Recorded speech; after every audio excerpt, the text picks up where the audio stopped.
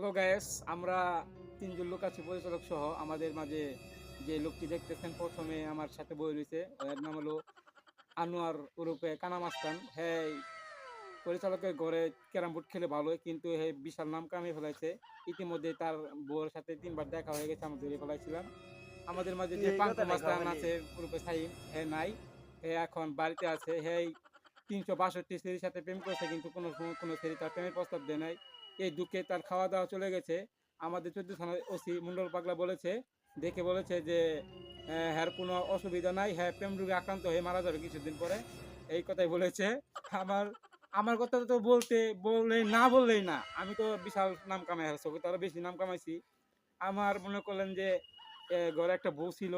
হ্যাঁ কয় কি কয়, তোমার ভাত আমি খামো না, তাহলে ভাত খাবি না, মুড়ি খা, চিড়া খা, পান্তা খা, কই না এটাও খাম না, ও তাহলে কি দর্শক খাবি? ভাইরা, আমি ওরে কইছিলাম যে তুমি ভাত যেহেতু খেতে না মারো না, তোমার আমি ফিটার খাওয়াই না।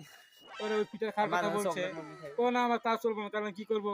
কয় আমার প্রতিদিন নিত্য নতুন খ্যাপ মারো লাগবো, খ্যাপ বলে মারবো, তাহলে কি করবি?